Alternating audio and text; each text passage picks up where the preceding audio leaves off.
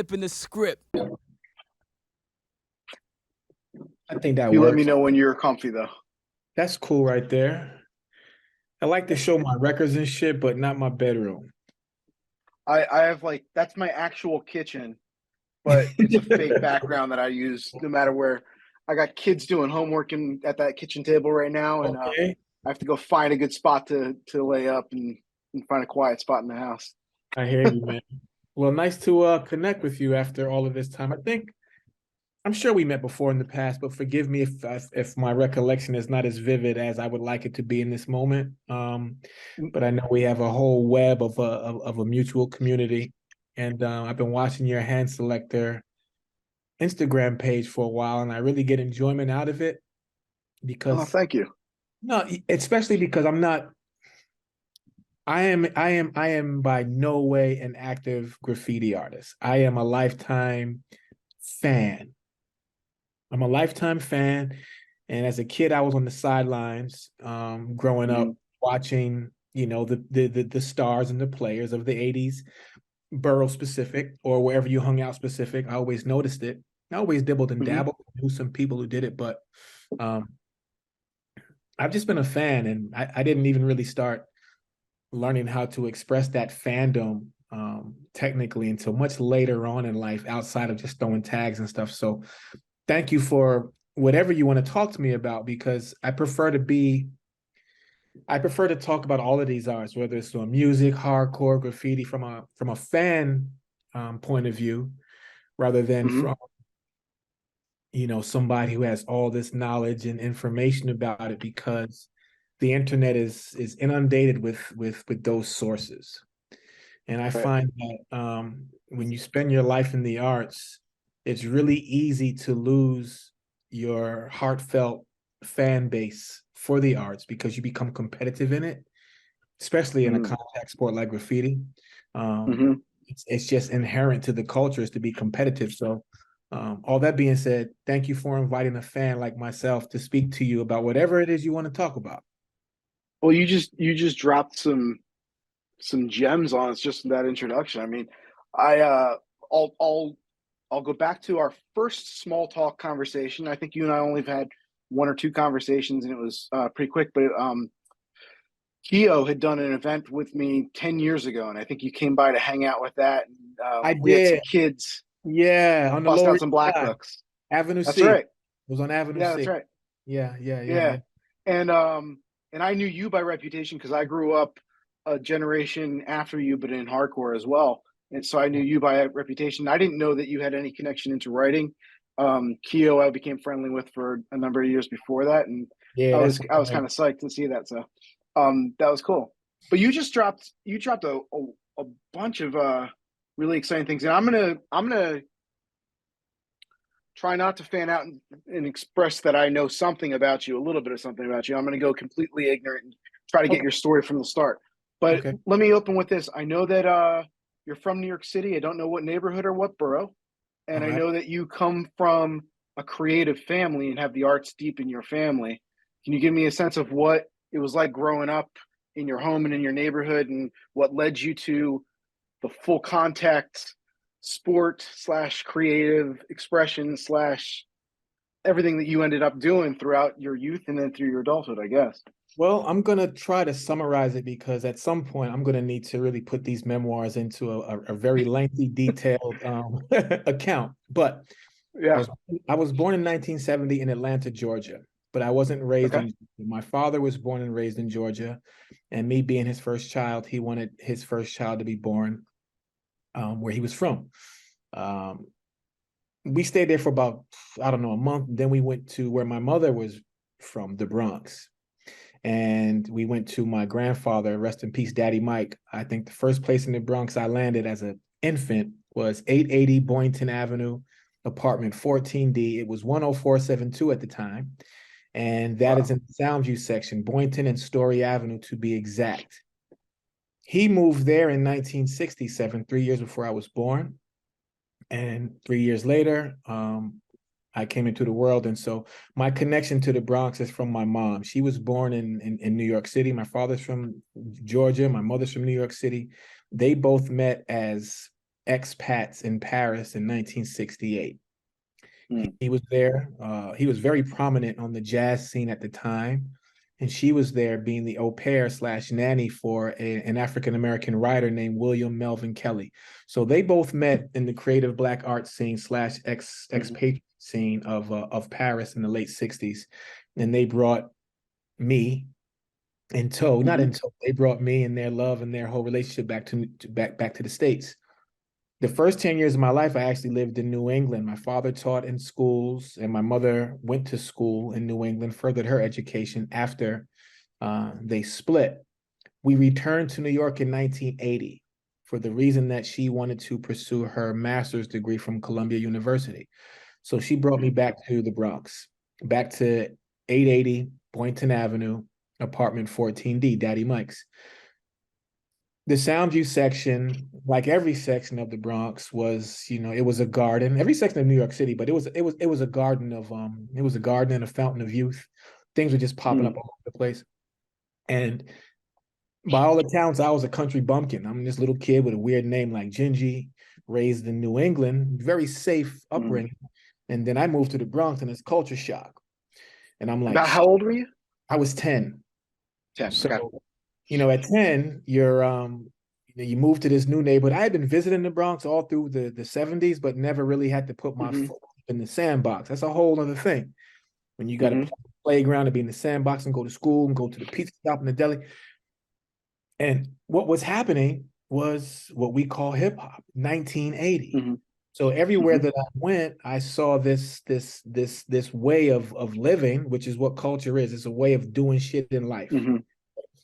And I was like, yo, I know I'm scared because the Bronx is crazy, but this shit here, and it's this shit having many factions, I didn't even call it hip hop then. I was 10. I didn't know what to call it. It was just New York shit. It was Bronx shit. If I was in Queens, it would have been Queens shit. If it was Brooklyn, it would have been Brooklyn shit. It was just what it was. I remember playing in the park, seeing the Zulu Nation run through in formation with black mock necks, flare leg AJs or overlaps, and black 69ers. I remember this shit because all the kids in the park had to go to the side as a Zulu ran through in formation, double line, chanting Zulu, Gestapo. I would later hear that chant on tapes from Tape Master. Zulu live at the Bronx River. The Bronx River was across the Brooklyn Boulevard. So the Zulu Nation was very prominent in my neighborhood. People like Queen Lisa Lee lived in my neighborhood. Lightning Lance lived in my neighborhood, who wasn't really in Zulu, but knew them. Easy LG. I could go down the list of all these people who were a part of the first generation who, as a matter of fact, even Jimmy Castor lived in my building in 1972. So I'm a firm believer that when he made Just Begun, he actually lived in the Bronx. I have. So all that being said, you find your way into these things because they're all around you and you have to dibble and dabble in some of it. And I thought graffiti was amazing, if not like mind-blowing, because my mother would take me on the 6 train or the 2 train to go down to where we had to go. And you walk into this whole world of like, I don't remember half of the shit that I saw then. I was a little boy. I didn't have the knowledge that I do as a man now. I could bullshit you and say, yo, I remember this being that. Yeah. By 15, 16, even 14, I could start to put things together like Tats Crew and Brim and Bio. I mean, they were in my area prominent. I began to notice these guys all the time. Like, it just became something that I wanted to do, but the leash that my mom had was not going to let me run the streets. So let me ask you about that. Your parents had they had a creative palette kind of coming from your dad with jazz. Like, what was the feeling towards contemporary culture, what you're calling hip hop in retrospect, but at the time didn't necessarily have a name? Were they feeling excited by it? Were they turned on or off by it? That's a good question. And I had 2 feelings. So I often tell people I was raised between Coltrane and Soul Train. because my dad actually recorded with Coltrane on his Mm-hmm. seminal album Ascension, which is so deep into the avant-garde free jazz movement that only you got to be a good swimmer to swim that deep into that. Mm-hmm. And my mother, she appreciated jazz, but her being 18 years younger than my dad, she grew up on Motown. She grew up on shit you could actually dance to. So although I had both of a creative palette, I had two different and generational appreciations for what was happening. My mother could probably appreciate hip hop a little bit better than my father because most of it came from disco and from funk, the records being played in the park. So, if I'm 10 and I hear the guys doing a jam outside and I can't go downstairs, my mother, you're not going downstairs. But mom, they're playing good times. They're playing chic. That's the music you like. She can relate to that, but she's like, boy, you're still 10. You're not going out to the jam. My father, on the other hand, he was not a disco head. He was jazz. He was like in the movie Crooklyn. He was like the father, Right. like Spike Lee's dad, like, yo, it's jazz, it's black classical music, or classical music. This shit here is I'm not, what are you talking about? So there was a big generation gap. But both of them, to skip, actually ventured down to CBGBs in the late 80s to see me jump off of stages. So whether they liked it or not, or understood it or not, they always supported whatever I did that had a creative, root to it. All right, so that was a jump. Let's go back and figure out what happened. How to get there? Well, yeah, and for younger kids in the generation to understand that this was all going on at the same time, but there's kind of a culture of hip hop, a culture of graffiti, and a culture of hardcore, and Yeah. you seem to be bouncing between all of them and understanding all of them and a native in all of them. And one thing that you said earlier is that you might not be what you consider an expert, but you were a participant, right? So tell me about that jump between those things. Were they different cultures to you, or was it one culture? Both. Both. You become a participant because you're a fan first. No one's born doing this shit. Nobody is born. Someone say, yo, I came out the womb, spin on my head or burning trains. You could just discredit them right there because that's not the way it happened. You were a fan. You were, you either carried crates if you wanted to be a DJ, or you tagged along with somebody who was doing what you wanted to do. Like, oh shit, marveling at these guys that are 3, 4, 5, 6 years, 7 years older than you. There was a man, he's a man now, he was a kid then, who was 2 years older than me, Sergio Vega from Collapse, Quicksand, played with Absolution, played with the Deftones. He was a graffiti writer who was one of I used to love the dude. He was in my neighborhood. He was one of my local heroes. He wrote DEEM at the time. I first met him in junior high school, but didn't really get a chance to know him until the mid 80s. And when I met him, he was going to places like the Devil's Nest and then Danceteria.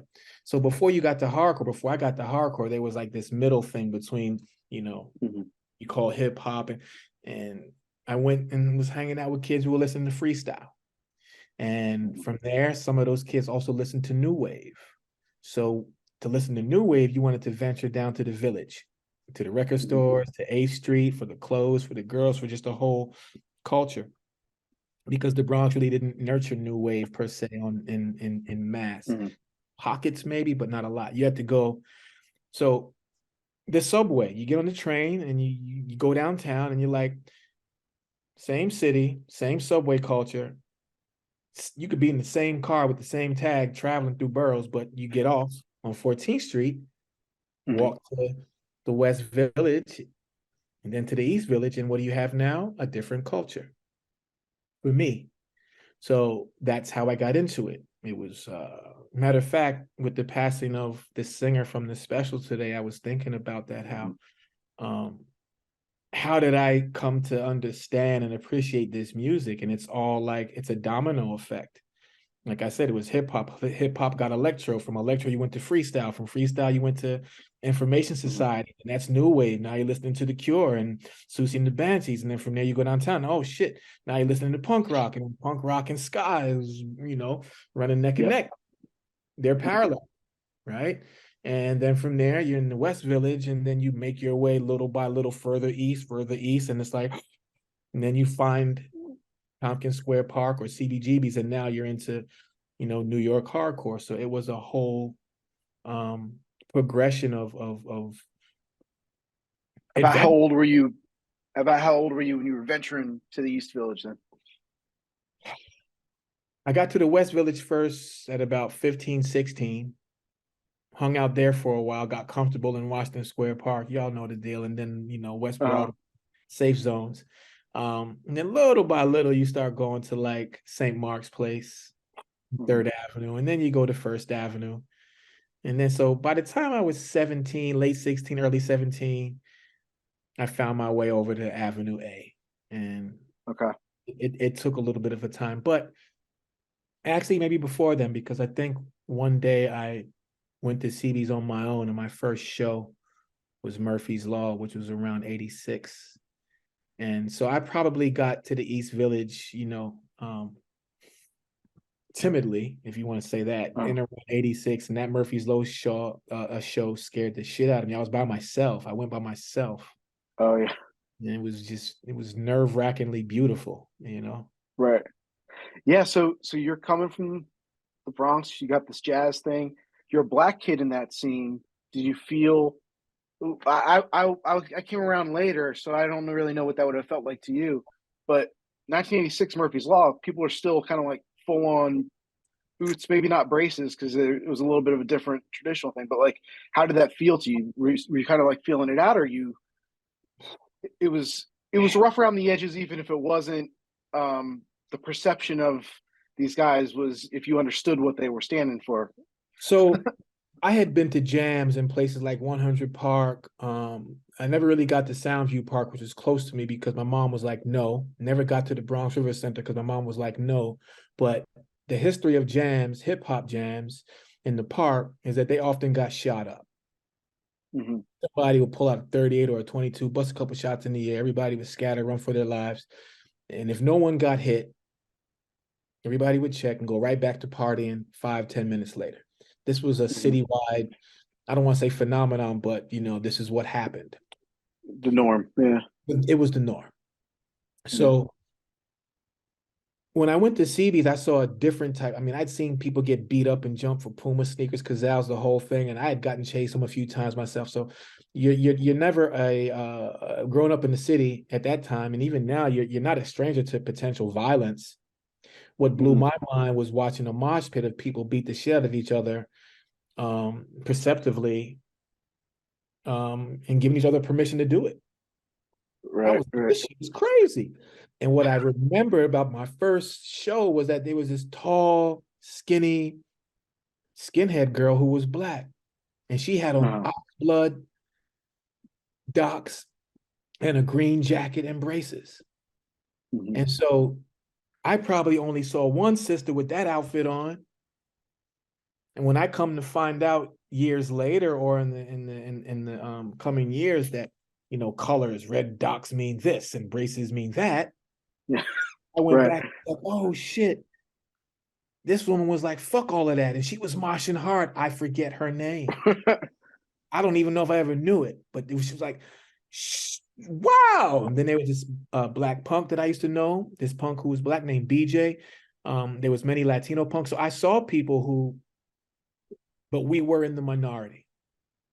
And there were things about the scene that would make me feel uncomfortable when it came to the issue of racist skinheads and white power movements, and whether the racism was a macroaggression or a microaggression with little, backhand compliments, or I'm not racist, but my best friend is black. It's like, I don't want to hear that shit.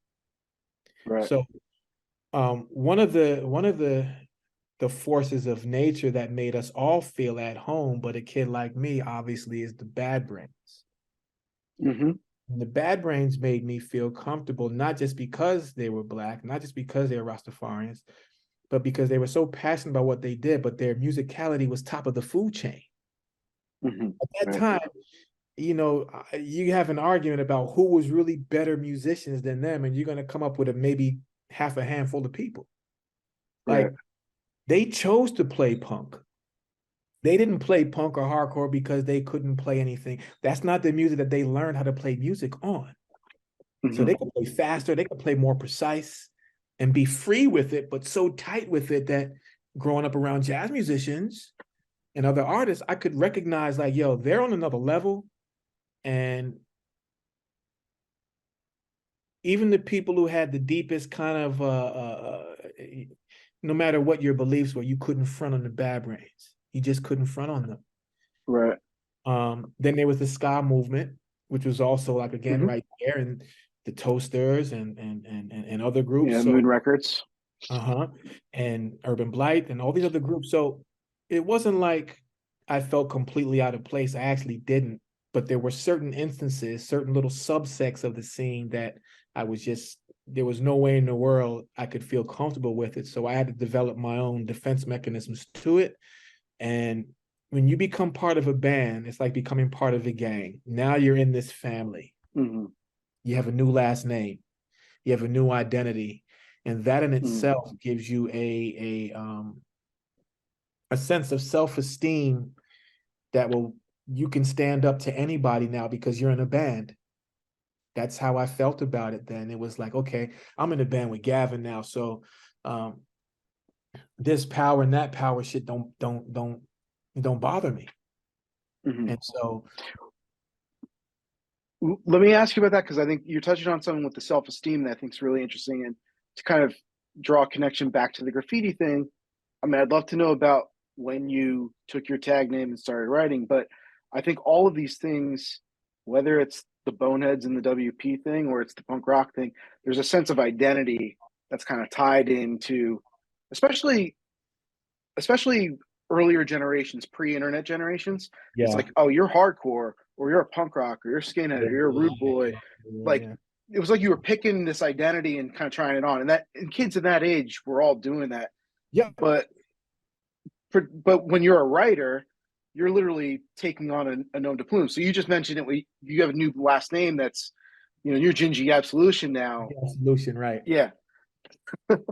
So that idea of like adolescence and identity, and how these youth cultures all kind of give you a sense of self. Yeah. And graffiti, because graffiti is you taking that name and running with it and trying to make a name for yourself, right? I remember seeing a post that T Kid wrote on Instagram maybe a year or two ago. I don't know how long ago, but he said something very profound that I think we can all sign off on and agree with. It was I have to paraphrase because it's not in front of me, but it was something to the effect of, graffiti gave me a voice, and I came from a place where we had no voice. We were voiceless. I took my voice and I screamed with it. That was very powerful to me because everybody knows T-Kid, but the sentiment is something that we all had. So this is where I would say youth in general, but then also class, economics, and race comes into play. When you're from the underclass, no one hears your voice unless you're singing and dancing, shooting jump shots or slanging crack rocks like Biggie Small said, but no one hears your voice. Ralph Ellison talked about it in his book from the 20s, from 50s, Invisible Man. You become invisible to the members of society that actually give you value. You have to find a way to give yourself value. And that's what graffiti did for kids. Like, kids want to write on the wall no matter where they come from. They want to have a piece of crayon and write, Mommy, look, Daddy, look. So many graffiti artists took that childhood sentiment to their communities. I mean, you think about how fucked up the neighborhoods that we grew up in looked visually. There's no hope. There was not a lot of color. And you think about all the colors these kids who didn't go to art school just learned how to create a colorful background to a bleak environment. That's a voice. That's a voice. And it was something that spoke to all of us. Hardcore was the same way. Most hardcore kids or punk kids, for whatever the reason, were searching for their own voice. And in the land of the voiceless, what do? You scream as loud as you fucking can.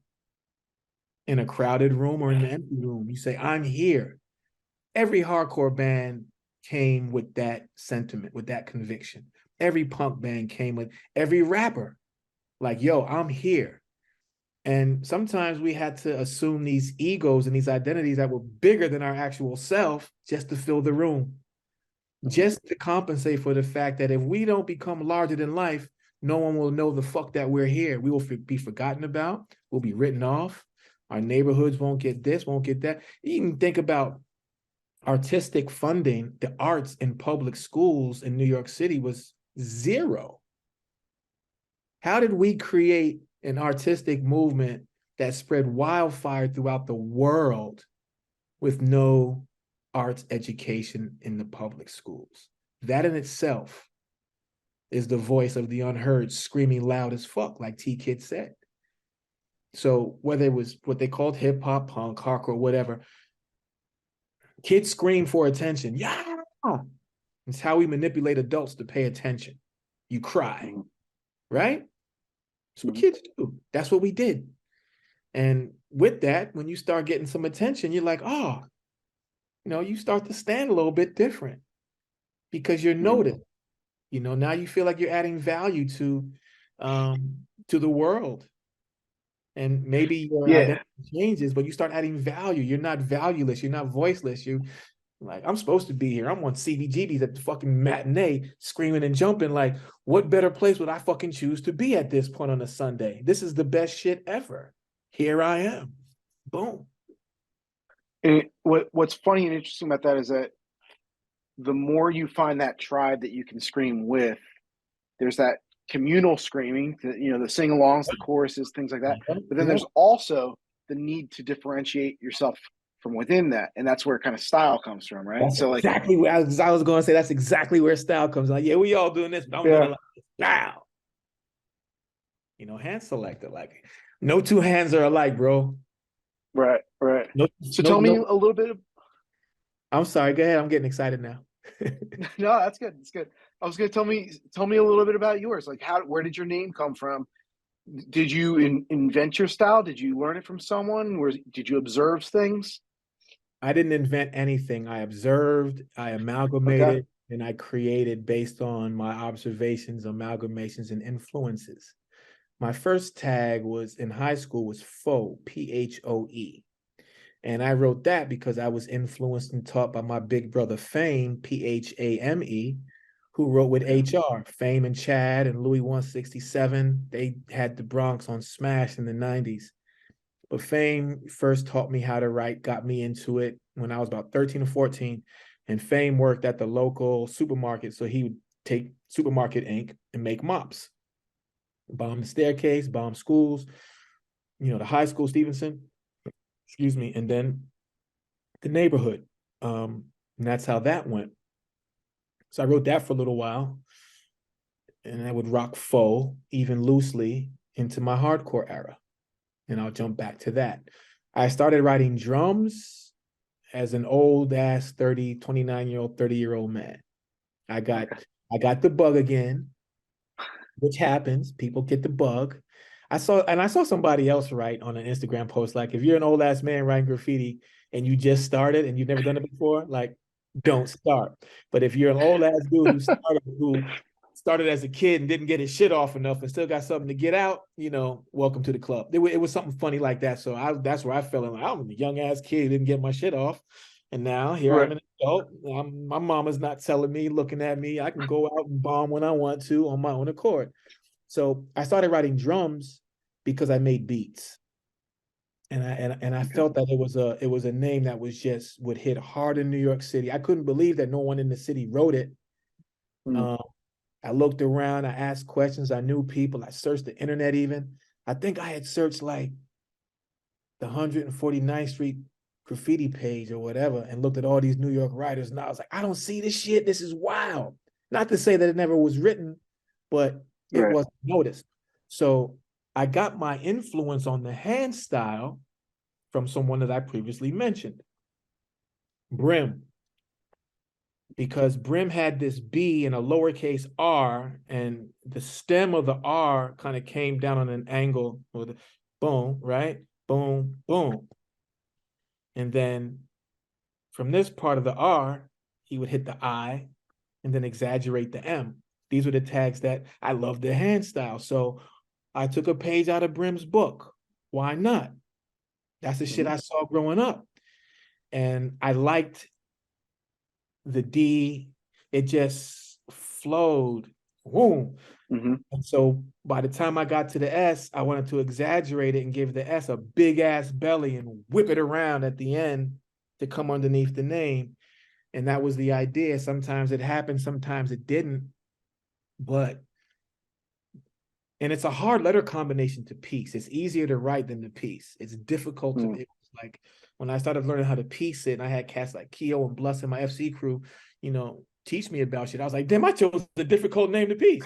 But the tag, like the lowercase r was much better for me in flow than an uppercase R. And it's like Tabe used to write with the capital A, capital T, capital A, lowercase b, and then a big E. Like he would flip it. And I love to see styles where they would interject capital letters and a lowercase letter in between. So I took a page out of, you know, cats like Brim, cats like Tabe, Bronx writers, because those are the ones that I saw. And what I noticed is that when I started writing again in the late 90s, early 2000s, I was still reverting back to those 80s hand styles as my reference point because they were the most visually appealing to me. They were the ones that made me feel connected to it. Yeah, embedded in you. I loved Mac TAT. His tag was like the star with the M and everything was sharp. I like those sharp styles that also flowed. Shane 125, I loved him. I loved everything he did. He was one of my favorites. And then going back even earlier, I used to remember cats like LK on the 6th train. He had the Morrison Avenue subway station bombed. And so all these tags came back into my mind, and I noticed that there was a different generation now with a different hand style. And only the old bio, like I said, those TAT guys, they were really probably the most influential to me at that time because I saw them every day. And then by the late 80s at CBGBs, I'm seeing guys like Chino style. He was all up in CBs. Really crisp, legible style. And because of his height, he was always on top of everybody. So when I started writing drums, I wanted it to flow. I wanted it to be like rhythm. I wanted it to have dynamics like beats do. But all of these people kind of little by little, subconsciously or consciously became part of my, you know, my little style. So I could not have even developed it or even thought about it without all of these influence. I created nothing. Just, you know, and there's so many more that I don't even remember right now, but just like you make music, the amalgamation, the putting it together in a new order with your own rhythm and your own flow, whatever that is, that's the piece that's original to you. Yes. And you know, originality and, like you said, style is something that we all strove for. So like if you're, you know, in the shape of a pyramid, you have your foundation, but at the apex, when you get to the apex, you're gonna have your style. When I was a boxing coach, I owned a boxing gym for 9 years, and one of the worst questions, but understandable questions a beginner could ask was, which style should I fight in? I would tell them, get your foundation first, and then your style is going to be based on who you are. You know, like there's fighting systems, but that's different than a style. Philly Shell's a system, the peekaboo's a system, cross blocks a system, standard guard, those are all systems, but I wouldn't call them styles because you'll have 100 people do each system and everybody look different. How many people did Customato teach to do peekaboo? How many looked like Mike? Right. How many people? Yeah, Mike's style was different. Mike's style was different. How many people do Philly Shell? And, you know, how many people look like the great George Benton from Philadelphia in the 60s? So you take the fundamental systems that you're around, the foundations, maybe the idea of letter flow, of letter structure, and there's a family tree to it. There's people who were probably the first to elevate it. to this, to that, the next. Some took Roman numerals and some took, Greek shit and whatever, and flipped it, however you want to call it. I don't know. Yeah. Some took just, I'm just going to do For it. the young cats, are you referencing phase 2 on the Roman numerals, or LSD Yeah. not Greek? I guess LSD Ohm isn't Greek, but Yeah. that's what I thought. I forgot. Using Roman numerals, and then other people would use regular numerals. It was like, none of us created this, but we just created a different way of, it's like samples, where's hip hop without the original music? And then where's the original music without its tree? Oh man, I got 4 minutes left. Now you opened up a whole can of worms. I want to ask you all about samples now. Worm. So shoot, what we can do instead? You can do a lot. I got 4 minutes, and Zoom's gonna kick me off. But this is my last big question to you, because you opened up samples. Oof. I'm torn on. I think you were torn on this too, from what I gather, because the pyramid that you're talking about is like, we're standing on the shoulders of giants. It's acknowledging so much. But what's so amazing about the formative days that you were talking about is the creativity that comes from nothing, and the ability to make something from nothing. And particularly in a sample culture, hip hop in that golden era was from those confines of having very little to work with and creating something from samples. And now we've moved into a place where we're so litigious that there's very little sampling going on. And in my view, I'm not answering for you, but like, in my view, there's almost less creativity in what I listen to that's like programmatic versus sampled. What do you think about the shift in culture? There's you got 3 minutes. Okay, so let me shoot from the hip. Bang, bang, bang.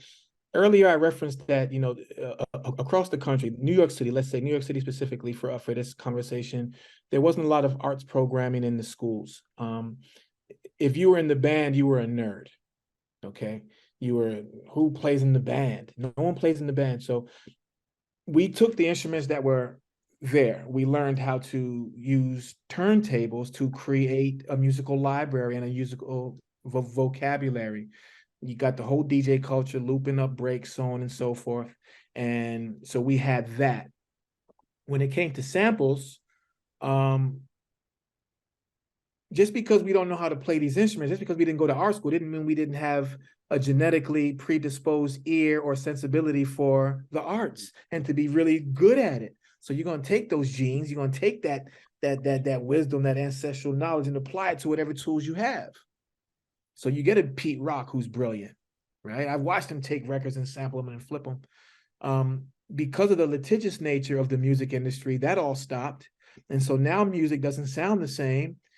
And it's not as creative because most of us are not Roy Ayers. We don't have a real instrument or that musical vocabulary in terms of the notes, the structure, the chord progression. How many of us are like the Roots? There's not many who can actually, music is creating sound out of silence.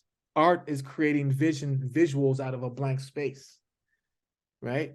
So even with sampling, many of us could not create without those records. We heard the shit we liked. We wish we could play it. We were going to hook it up the way, oh man, maybe my man hook it up like this. Like Pete, for instance, he would just create symphonies. It was crazy. He was like Isaac Hayes in that sense. He created a symphony. But could he play the guitar, the bass, the drums? He could play the SB 1200 and the turntable as well as anybody could play those other instruments that were on the record. So because we couldn't sample anymore and we had to start just, taking stabs at shit on a Casio or whatever, we could only get but so far because maybe our musical vocabulary was limited. Not the ear, not the sensibility, but the actual vocabulary of how to get around these notes, what to do with the melody or harmony, what their real relationship is in terms of, actual written and performed musical notes. That's my thought on it.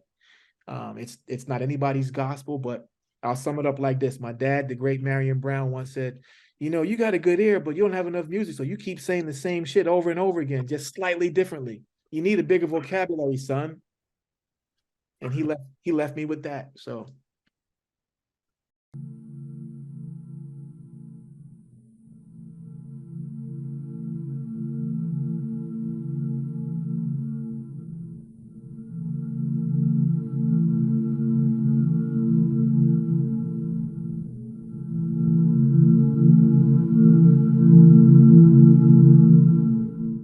flipping the script.